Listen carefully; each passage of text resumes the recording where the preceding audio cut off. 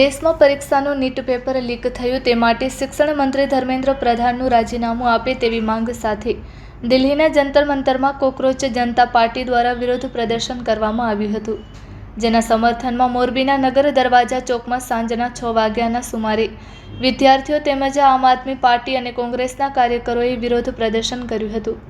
Paper લીકની ઘટનાઓ અને વર્તમાન શિક્ષણ પ્રણાલીમાં જરૂરી બદલાવ લાવવાની માંગ સાથે મોરબીના નગર દરવાજા ચોક ખાતે વિરોધ પ્રદર્શન કરવામાં આવ્યું હતું, જે પ્રદર્શનમાં વિદ્યાર્થીઓની સાથે કોંગ્રેસ અને આમ આદમી પાર્ટીના કાર્યકરો તેમજ આગેવાનો એકત્ર થઈને વિરોધમાં જોડાયા હતા. સૌપ્રથમ વિદ્યાર્થીઓ આ વિરોધ પ્રદર્શનમાં જોડાયા હતા અને વિરોધ શરૂ કરતાં જ પોલીસ ઘટના સ્થળે પહોંચી હતી અને વિદ્યાર્થીઓને અટકાયત કરી હતી અને વિદ્યાર્થીઓને અટકાયત થયા બાદ કોંગ્રેસના અગ્રણીઓ વિરોધ કરવા પહોંચ્યા હતા અને ત્યાં આમ આદમી પાર્ટીના કાર્યકરો પણ આ વિરોધ પ્રદર્શનમાં જોડાયા હતા. આમ કોંગ્રેસ અને આમ આદમી પાર્ટી બંને પક્ષોએ ભેગા મળીને સરકાર સામે સૂત્રોચ્ચાર કરીને ઉગ્ર વિરોધ પ્રદર્શન કર્યું હતું અને આ ઉગ્ર વિરોધ પ્રદર્શનના કારણે વાતાવરણ ગરમાયું હતું. પોલીસે તરત જ વિરોધ કરી રહેલા કોંગ્રેસ અને આમ આદમી પાર્ટીના કાર્યકરો અને નેતાઓની અટકાયત કરી પોલીસ સ્ટેશન લઈ ગયા હતા. Report by Shrikant Patel, Kutch care news, Morbi.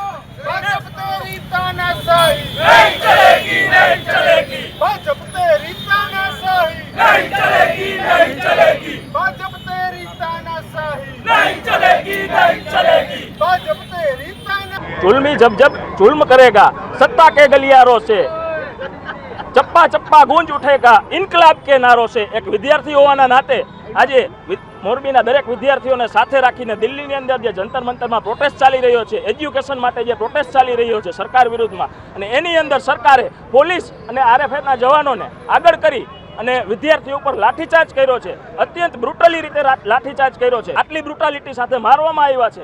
ઘણા લોકોના હાથ પગ ભાંગી ગયા છે. તેમ છતાં પણ આ સરકાર અને ધર્મેન્દ્ર પ્રધાન રાજીનામું આપવા માટે તૈયાર નથી. તો અમે આજે મોરબીના યુવાનો અને વિદ્યાર્થીઓ મોરબીની પ્રજાને જાગૃત કરવા માટે આવ્યા છીએ કે અમારી સાથે જોડાવ અને આવી ભ્રષ્ટ અને એજ્યુકેશન વિરોધી સરકારનું તમે વિરોધ કરો.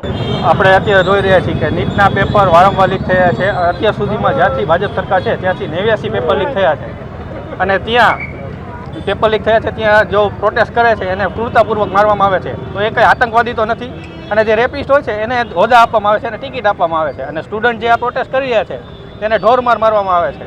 તો આ બાબતે જો પેપર લીકનો મુદ્દો વધારે ઉગ્ર બની રહ્યો છે ત્યારે ધર્મેન્દ્ર પ્રધાન રાજીનામું આપે એ જ અમારી માંગણી છે અને આ પેપર લીક હવેથી ના થાય એની ખાતરી આપે.